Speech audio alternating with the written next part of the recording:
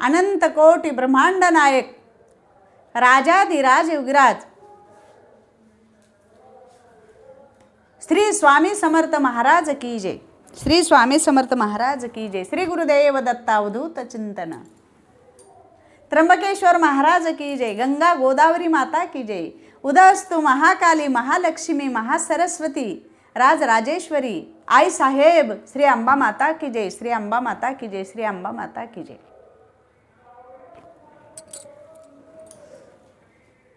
श्री स्वामी समर्थ सर्व भक्तांना आज आपल्याला श्री स्वामी समर्थ महाराज श्री स्वामी समर्थ देव कोणत्या रूपात भक्ताला काय देऊन जातात याच्याविषयी तुम्हाला अनुभव सांगायचा आहे. स्वामी समर्थ रूपामध्ये येऊन काय देऊन जातात भक्तांना आणि किती पत देतात, भक्ताची मागणी किती असते आणि देव किती देत असतात, त्याचं अंतःकरण कसं असतं, मागणारा कसा असावा आणि स्वामी देव कसे देतात याच्याविषयी तुम्हाला मी सविस्तर सांगणार आहे. तुम्हाला जर मी सांगितलेलं स्वामी समर्थाचे हे जे लीला आहेत हे जे मी सांगितलेलं आवडत असेल तर मला कमेंट्स करून कळवायचं आहे की बाबा तुम्हाला ऐकण्यासाठी कसं वाटतंय. मी सांगत असताना तुम्हाला कोणतं काही समजत नाही का, किंवा मी सांगितलेलं तुम्हाला सर्व व्यवस्थित समजते का, तुम्हाला चांगलं वाटतंय का, हे सगळं काही मला कमेंट्स करून तुम्ही सांगायचं आहे. स्वामी भक्तांनो, मी पण एक सेवेकरीच आहे. मी आणखी भक्त होण्याचा प्रयत्नच केलेला नाही. प्रयत्न करत आहे पण मी भक्त झालेले नाही. मी तेवढी मोठी नाही. स्वामी समर्थांनी मला अनुभव सांगण्यासाठी स्वामी सेवक म्हणून निवड केल्यात. स्वामी सेवक म्हणून माझी निवड झाल्याबद्दल मला खूप आनंद झालेला आहे.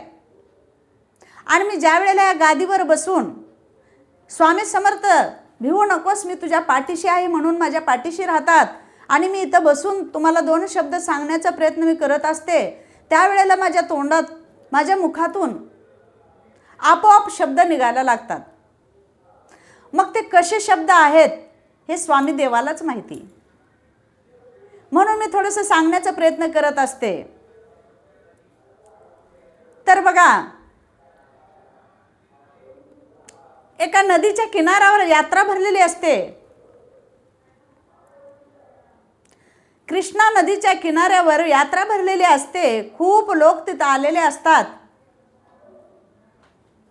आणि श्रीकृष्णाचे भक्त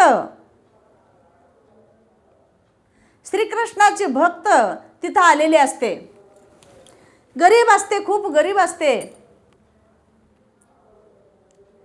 आणि तिच्या घरी तिनं काम केल्याशिवाय तिचा उदरनिर्वाह चालत नसतो. तिचं घर चालतच नसतं, प्रपंच चालतच नसतो. प्रत्येक मानवाला काही ना काही करावंच लागतं. तर त्याच पद्धतीनं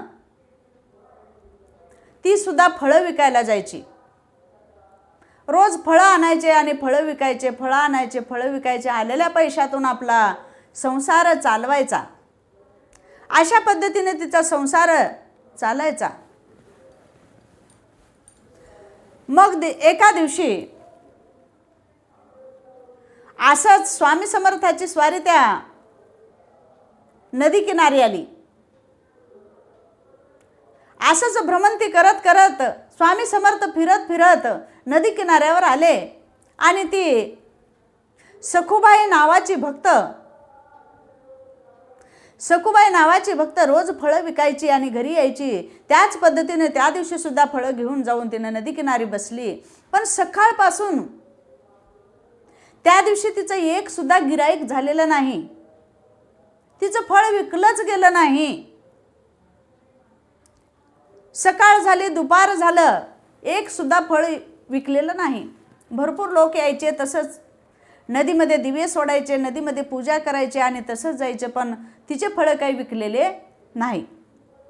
तिला चिंता वाटायला लागली की बाई आज माझे फळं काही विकत नाहीत. आता मी काय करायचं, कसं करायचं, तिला चिंता पडली. आपला प्रपंच कसं चालायचा.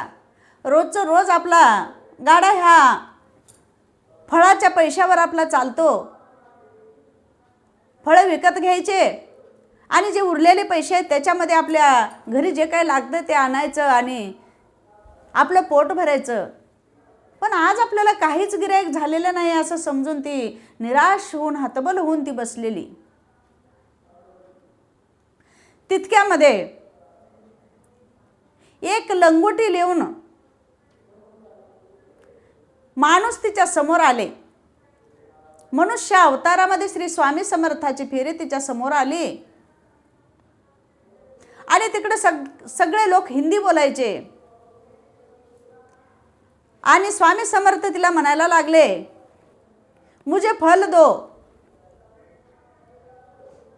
मुझे फल दो, असं 2 वेळेस म्हणला असता हिला वाटलं बरं झालं बाबा गिऱ्हाईक आलं. मग तिने चटकन टोपलीवरचं पांघरण उचलते आणि मधून ते फळ काढून म्हणते की बाबा अगोदर पैसे दे आणि मग फळ घे. मी हे फळ दान करायला बसले नाही, मी हे फळ विकायला बसलेले आहे. आणि ह्याच्यापाशी तर काहीच दिसत नाही. ह्याच्या अंगावर तर साधे कपडे सुद्धा नाहीत, नुसतं लंगोटी घालून आलेला आणि जवळ पैसे सुद्धा नाहीत. आणि ह्याला जर मी फळ दिले तर हे माणूस मला काय देणार आहे, असा विचार केली. आणि तसाच हात पुढे धरली आणि म्हणली, बाबा मला अगोदर पैसे दे, मी हे दान करायला बसलं नाही, पैसे दे मग तुला मी फळ देणार. स्वामी समर्थ म्हणले, मेरे पास तो पैसे नहीं है. तुझ्यापाशी पैसे नाही तर मग मी काय करू, मग पैसे दे आणि मग फळ घे. ठीक आहे, पैसे नसतील तर चालेल, तुझ्याकडे काही धान्य आहे का ते धान्य दे आणि मग फळ घे, असं त्या बाईनं बोलली. स्वामी समर्थ तसंच बोलत बोलत पुढे निघून गेले. आणि ही फळ मध्ये ठेवून तसंच झाकण झाकून ठेवली आणि म्हणली, कुठून कुठून काय काय कसे कसे माणसं येतात. आपल्याजवळ तर काही नाही, फळ मागायला मला आलाय, स्वतःच्या अंगावरती कपडे नाहीत आणि माझ्याकडे फळ मागायला आलाय. सकाळपासून एकतर गिऱ्हाईक झालेलं नाही, आज मध्येच हे म्हातारा मला फळ मागायला आला. कसे कसे माणसं येतात कुणास ठाऊक, असं गोंधरत गोंधरत ती बाई तशीच बसली. परत फिरून श्री स्वामी समर्थाची स्वारी आणखी आली. असंच अर्ध्यावर सोडून स्वामी आई जाणारच नाही. स्वामी आईला चिंता आहे ना की बाबा ह्या बाईची आज सकाळपासून गिऱ्हाईक झाले नाही आणि ह्या बाईच्या घराण्यामध्ये माझी स्थापना झालेली आहे. घरामध्ये माझा फोटो आहे, माझं नामस्मरण केलेले आहेत घरी यांच्या, मग ह्यांना उपाशी कसं राहू देतील. स्वामी भक्त आहेत ते. असा विचार करून स्वामी परत त्याच अवतारामध्ये आणखी तिच्या समोर गेले आणि ते बुटबुट बुटबुट करत असलेलं टोपलं बाजूला ठेवायला लागले. अजून आलं बाई, हे काय फळ दिल्याशिवाय शांत बसणारं दिसत नाही. ए बाबा, अजून आलास बाबा, माझ्याकडे तर फळ नाही, अजून परत आलास, असं म्हणत असता स्वामी हसले आणि म्हणले, माता तुम धान्य देव बोले, मैं धान्य लेके आया, ए ले लो धान्य ले और मेरे को फल देव. असं म्हणल्याबरोबर हसली आणि तिने म्हणले, याच्याजवळ धड उपरणं नाही, धड झोळी नाही, काहीच नाही, याच्यापाशी कुठं धान्य दिसतंय. मग ती म्हणली, ठीक आहे, तुमचं धान्य माझ्या ह्या टोपलीमध्ये टाका. म्हणून तिनं ते उपरणं पसर केली. मग त्या उपरण्यामध्ये त्यांनी धान्य टाकले. त्यांच्या हातामध्ये जे थोडं थोडं बसलेलं होतं बोटामध्ये धान्य, तेवढंच धान्य त्यांनी टाकले. बाई मनामध्ये हसली आणि म्हणली, हे बाबा आता फळ घेतल्याशिवाय जाणार नाही. ते धान्य तसंच घेऊन गुंडाळून त्या फळाच्या बुडाला ठेवली आणि त्यांना एक फळ दिलं. माऊलीचं काम झालं. माऊली तिथून निघून गेले, अंतर्धान पावले. आणि ही बाई रागानं लालबुंद होऊन ते फळ तसंच झाकून ठेवून दिवस मावळायला गेला आणि तशीच टोपलं उचलून घेऊन घरी गेली आणि आपटली टोपलं घरी नेऊन. आज काही गिराईक झालेलं नाही, आज उपासमारीची वेळ आहे असं समजली आणि टोपलं खाली ठेवली. आणि आपले हे फळं जे आहेत ते व्यवस्थित लावून ठेवावं आणि हे टोपलं खाली करावं ह्या विचारानं तिनं त्याच्यातले फळं सगळे मध्ये लावून ठेवण्यासाठी गेली. आणि म्हणली आता आपल्याला तर खायला काय नाही, त्या बाबांनी जे काही त्याच्या हातामध्ये थोडं जेवढं आलेलं धान्य होतं ते धान्य घ्यावं आणि शिजवून खावं हा विचार त्या बाईचा, त्या सखूबाईचा विचार. मग ती असलेलं फळं लावून ठेवली, झाकून झुकून ठेवली आणि ते सगळं काही धान्य आपण एकत्र करावं अशा विचारानं तिनं धान्य बघत असता नवल घडलं. नवल देव ज्या वेळेला देतं का नाही छप्पर फाडून देत असतंय, छप्पर फाडून. पण आपल्याला कळत नसते, आपण देव ओळखत नसतो, आपल्याला ओळखू येत नसते, आपली क्षमता तेवढीली नाही, कुणाचीच नाही. आपण पामर आहोत, आपल्याला देव समोर येऊन गेला तर आपल्याला ओळखायला येत नाही. मग ते धान्य पाहते तर काय रत्न जडित, हिरे रत्न सोन्याचे जेवढं धान्य होतं ते वेगळ्या वेगळ्या प्रकारचे मस्त चमकू लागले हिरे. तिला वाटलं बाबा हे कोण माणूस होता, मी नाही ते शिवी दिलं, मी नाही ते गोंधरलं आणि त्या माणसानं या धान्याच्या रूपामध्ये आपल्याला एवढं काय देऊन गेलं की बाबा एक हिऱ्याची किंमत भरपूर आहे आणि मला कसलीच गरज नाही काही विकायची, आता मी किती तर श्रीमंत झाले आणि पण मला हे दिलेल्या देवाला मी ओळखू शकलं नाही, मी किती पापी आहे.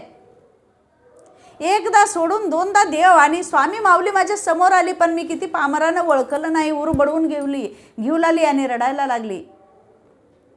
गावातले लोक जमले, काय झालं सखूबाई रडायला लागली, काय झालं. ओरडू सांगायला लागली की परमात्मा परमेश्वर श्री स्वामी समर्थ ब्रह्मांड नायक आदिमायेचं रूप घेऊन माझ्या समोर येऊन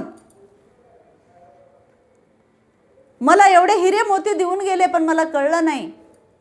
देव जवळ येऊन गेले पण मी दर्शन घेतलं नाही, माझ्या आईला मी बघितलं नाही. मी संसार रूपी या घरट्यामध्ये कितीतरी बाबा ह्या घराट्यामध्ये या प्रपंचामध्ये किती गुणफरून गेले. मी माझ्या स्वतःच्या इथभर पोटासाठीच मी भरपूर काही त्या स्वामी देवाला बोललं आणि स्वामी आईनं सुद्धा राग मानला नाही. आपण बघा आपल्याला आपल्या घरच्यांनी सुद्धा एखादी शब्द जर बोलला तर आपण फिरून म्हणत असतो की बाबा मी एवढं करते तर मला एवढं बोलून दाखवले तुझ्या पप्पानी, मी एवढं करते तर एवढं बोलून दाखवले तुझ्या आईनं. ह्या पद्धतीचं आपण एकमेकाला बोललेलं सुद्धा आपल्याला सहन होत नाही. अंतःकरण भरून येत असतं आपलं की बाबा मला बोललं, विनाकारण बोललं, मी बोलून घेतले. बोलून घेतलेलं साठवून ठेवायचं नसतंय. पण त्या स्वामी आईला कसला राग आला का नाही, लंगोटीवर आला, ह्याच्या अंगावर कपडे नाहीत, कसलाच राग आला नाही. स्वामी आई आपलं काम केली आणि आपण निघून गेली. भक्ताला कधी उपाशी मरू देत नाही स्वामी आई. सगळी चिंता त्या परमेश्वराला असते, स्वामी आईला आहे, ब्रह्मांड नायकाला आहे. त्याला सगळं काही दिसतंय. झोपडीत असलेला रंक दिसतो, झोपडीत असलेला गरीब दिसतो आणि महालात असलेला श्रीमंत सुद्धा त्या स्वामी आईला दिसत असतो आणि सर्व चिंता त्या स्वामी आईला असते. म्हणून त्या फळ विकणाऱ्याला सखूबाईला सुद्धा हिरे मोती दिले आणि गावातल्या मंडळीनं म्हणलं बाई तुला परमेश्वराने हे सगळं काही दिलंय वैभव, तर तू आज गावामध्ये सगळ्यात श्रीमंत अशी भक्त आहेस. मग त्या ठिकाणी श्री स्वामी समर्थ आईचं धाम चालू केली तिनं.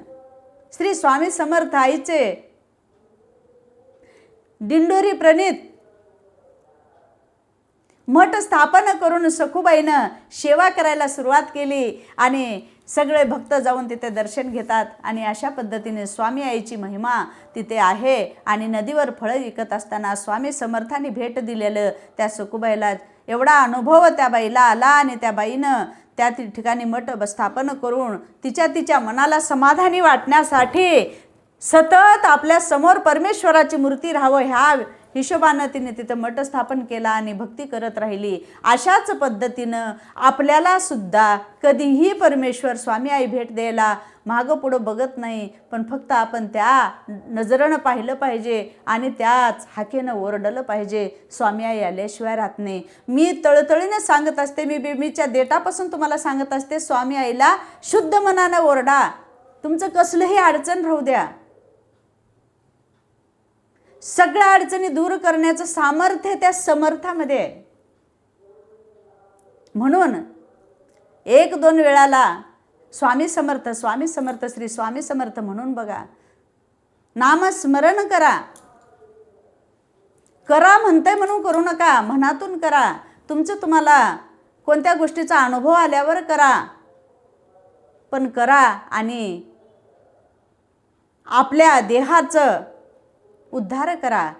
आनंदमय वातावरणामध्ये राहायला शिका, आनंदानं जगायला शिका, आनंदानं राहा, प्रेमानं राहा आणि आपल्या आईला हाक मारायला विसरू नका. श्री स्वामी समर्थ, श्री स्वामी समर्थ, श्री स्वामी समर्थ.